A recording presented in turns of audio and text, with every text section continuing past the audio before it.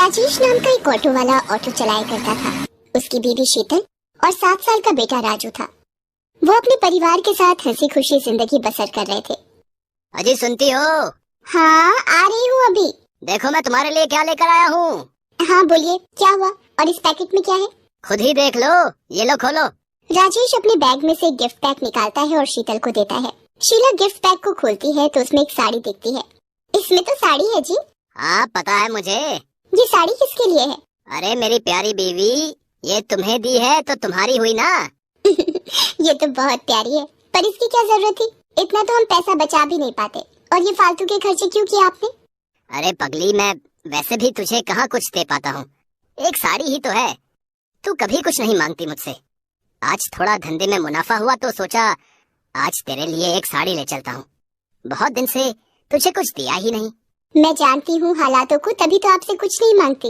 चल अब ये बेकार की बातें बंद कर और इसे पहन कर दिखाओ। देखूं तो इसमें मेरी बीवी कितनी सुंदर दिखती है। शीतल साड़ी पहनने अंदर चली जाती है और थोड़ी देर में साड़ी पहनकर बाहर आती है। आहा, देखा साड़ी कितनी सुंदर लग रही है तुझ पर। ये रंग तुझ पर बहुत खिल रहा है। इसी तरह हंसी खुशी से दिन बीत रहे थे। अचानक से राजेश की पत्नी शीतल बीमार हो जाती है और डॉक्टर की फीस और दवाइयाँ देते देते राजेश को अपना ऑटो बेचना पड़ जाता है। अब तो मेरे पास पैसे भी खत्म हो गए और शीतल की तबीयत में कोई सुधार भी नहीं हो रहा। अब पैसे कहाँ से आएंगे? शीतल को इस हालत में नहीं देखा जाता। ऐसा करता हूँ, अपना ऑटो बेच देता हूँ। राजेश ये सोचकर अपने ऑटो लेकर एक दुकान पर पहुँचता है। भाई मुझे ये ऑटो बेचना है। क्यों भाई, इस ऑटो में कोई खराबी है? ऑटो में कोई परेशानी नहीं है। मुझे पैसों की सख्त जरूरत है। मेरी बीवी बहुत बीमार है और मुझे पैसों की जरूरत है, इसलिए मुझे ऑटो बेचना पड़ रहा। अरे भाई, अगर ऑटो बेच दोगे तो घर का खर्चा कैसे चलाओगे? हाँ, पर बीवी की तबीयत भी तो देखनी है। उसकी दवाइयों के लिए मेरे पास पैसे नहीं है और मुझे कुछ समझ में नहीं आ रहा है कि अब क्या करूँ। अरे भाई, एक काम कर सकते हैं आप, ऑटो बेचकर एक रिक्शा ले लो, जिससे कुछ पैसे भी मिल जाएंगे और तुम घर चलाने के लिए रिक्शा भी ले लोगे। क्या समझे? बात तो तुम सही कह रहे हो भाई। राजेश बात मान जाता है। राजेश ऑटो बेचकर एक रिक्शा ले लेता है और दिन रात उस पर मेहनत करता है। वहाँ राजेश की पत्नी की तबीयत अचानक खराब हो जाती है और वो उसे हॉस्पिटल लेकर जाता है। डॉक्टर साहब, मेरी पत्नी को एक बार देख लीजिए, उसकी तबीयत बहुत खराब है। ठीक है, इसे मेरे केबिन में लेकर। राजेश शीतल को डॉक्टर के केबिन में लेकर जाता है।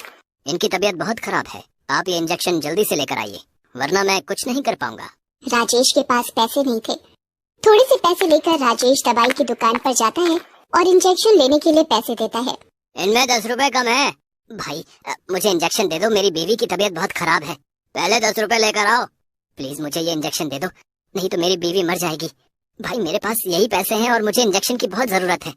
राजेश उसी दुकान के सामने रोने लग जाता है। उस दुकान वाले से रोते रोते अपनी बीवी के लिए इंजेक्शन मांग रहा होता है, लेकिन वो दुकान वाला बहुत लालची था। वो राजेश को धक्का मार कर वहाँ से भगा देता है। अरे कुछ भी करो, मुझे 10 रुपए दो तभी इंजेक्शन मिलेगा, वरना निकलो यहाँ से। राजेश बिना इंजेक्शन के ही वापस आ जाता है और उसकी बीवी का देहांत हो जाता है। राजेश अपने बेटे के साथ रहने लगता है। उधर दुकानदार, जिसका नाम विपिन था, जहाँ राजेश के पास पैसे न होने पर उसने राजेश को धक्का देकर भगा दिया था, वो एक बहुत ही लालची दुकानदार था। वो दवाइयों से बहुत पैसा कमाता था, इसीलिए उसने अपनी बहुत जायदाद कर ली थी। आजकल धंधे में बहुत कमाई हो रही है, हर माल में मुनाफा हो रहा है। अब एक काम करता हूँ कि एक प्लॉट और ले लेता हूँ। हाँ। विपिन घर पहुँचता है और प्लॉट लेने की सोचता है। पापा पापा। तभी विपिन को अपने बेटे की आवाज सुनाई देती है और भाग कर जाता है तो देखता है कि उसका बेटा जमीन पर बेहोश पड़ा है। वो अपने बेटे को लेकर अस्पताल पहुँचता है। अब डॉक्टर साहब देखो, अब मेरे बेटे को क्या हो गया है? ये बेहोश कैसे हो गया? पता नहीं, जब मैं इसके पास गया तो ये बेहोश पड़ा हुआ था। मुझे इसका चेकअप करना। डॉक्टर उसका चेकअप करता है तो वो विपिन को बताता है। अब क्या हुआ डॉक्टर, मेरा बेटा ठीक तो है? नहीं। क्या हुआ डॉक्टर, आप जरा तसल्ली रखें। अब क्या बात है डॉक्टर साहब, ऐसा आप क्यों कह रहे हैं? मुझे बहुत दुख के साथ कहना पड़ रहा है कि आपके बेटे को कैंसर है। विपिन के पैरों तले जमीन खिसक जाती है और वो पास की कुर्सी पर गिर जाता है। अब संभालिए अपने आप को। ये क्या कह रहे हो डॉक्टर साहब, ऐसा कैसे हो गया? ये सच है विपिन जी, अब क्या कर सकते हैं? मेरा बेटा ठीक तो हो जाएगा ना? हाँ, उसके लिए कुछ महंगी दवाइयाँ जरूरी हैं और कुछ टाइम इलाज करना पड़ेगा और आपको थोड़ा सब्र रखना पड़ेगा। विपिन अपने बेटे का इलाज करवाना शुरू कर देता है। इस इलाज में बहुत पैसा लगाता है पर उसका बेटा ठीक नहीं होता। एक दिन उसके बेटे की तबीयत ज्यादा खराब हो जाती है तो डॉक्टर उसे दवाई लेने के लिए भेजते हैं। जैसे ही दवाइयों की दुकान पर जाता है, दवाई मांगता है। अब भाई मुझे ये दवाई जल्दी से दे दो, ये दवाई तो बहुत महंगी है, क्या तुम्हारे पास इतने पैसे हैं? विपिन अपनी सारी जमीन जायदाद गंवा चुका था उसके इलाज में। अब उसके पास कुछ भी नहीं था, सिर्फ चंद रुपयों के अलावा। वो अपने सारे पैसे उसको दिखाता है और कहता है कि मेरे पास ज्यादा नहीं है, बस यही रुपए हैं। इतने में दवाई नहीं आएगी, 100 रुपए और चाहिए। पर भाई मेरे पास इतने ही पैसे हैं, तो दवाई नहीं मिलेगी। जाओ और पैसे लेकर आओ, जाओ। मेरा बेटा बहुत बीमार है, मैं आपके 100 रुपए जल्दी ही चुका दूंगा। चलो हटो, निकलो यहाँ से, पहले 100 रुपए लेकर आओ, तुम्हारे जैसे रोज आते हैं। चलो भागो यहाँ से, गरीब कहीं के। विपिन को पता था कि ये दवाई बहुत सस्ती है और दुकानदार इसे बहुत महंगी बेच रहा है। विपिन उस दुकान वाले से रो रो कर दवाई मांगने लगता है और वहीं बैठ जाता है।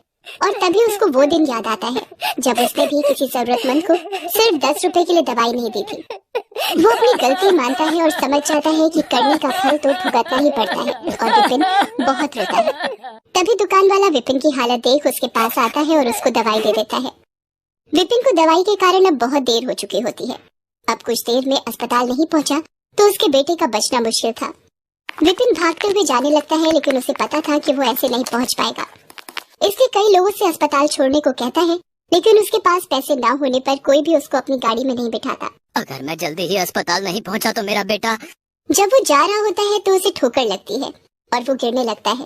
तभी एक रिक्शे वाला उसे आकर थाम लेता है। वो वही रिक्शे वाला होता है जिसको दवाई देने के लिए विपिन ने मना कर दिया था, लेकिन फिर भी वो अपने रिक्शे में विपिन को बिठा लेता है और पूछता है, भाई तुम्हें कहाँ छोड़ दूं? मेरा बेटा अस्पताल में है, मुझे वहाँ जल्दी पहुँचना है, लेकिन मेरे पास पैसे नहीं है।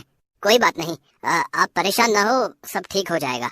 मैं आपको वहाँ बिना पैसों के छोड़ दूंगा। विपिन बैठे बैठे बस अपने किए पर पछता रहा होता है। उसका लालच उसके सामने आ रहा था। वो अपने किए पर बहुत पछता रहा था, पर समय निकल चुका था। मैंने दूसरों का बहुत दिल दुखाया है और शायद इसीलिए आज मेरी ये हालत है। इसी वजह से मुझे आज ये दिन देखना पड़ रहा है। मैंने न जाने कितनों को दवाई नहीं दी, कुछ पैसों के लिए, और आज मैं भी वहीं खड़ा हूँ। आज मेरे पास भी पैसे नहीं है और दवाई की जरूरत है। सबको ऐसा ही महसूस होता होगा जैसा कि मैं लाचार महसूस कर रहा था। विपिन हॉस्पिटल पहुंचता है और वहां जाकर दवाई डॉक्टर को दे देता है। वहां उसके बेटे की तबीयत और खराब हो रही होती है। ये सब उससे देखा नहीं जाता और उसकी आंखों से आंसू की धारा निकल पड़ती है। तभी उसको भगवान की मूर्ति दिखाई पड़ती है। भगवान, मेरे कर्मों की सजा मेरे बच्चे को मत दो। जो सजा देनी है मुझे दे दो, पर मेरे बच्चे को बख्श दो। और ये कहकर वो फूट फूट कर रोने लगता है। तभी डॉक्टर वहाँ आते हैं और बताते हैं कि उनका बेटा अब ठीक है। विपिन राहत की सांस लेता है और उसके कुछ समय बाद विपिन का बेटा ठीक होकर घर आ जाता है। उसके बाद से विपिन सभी जरूरतमंद की मदद करने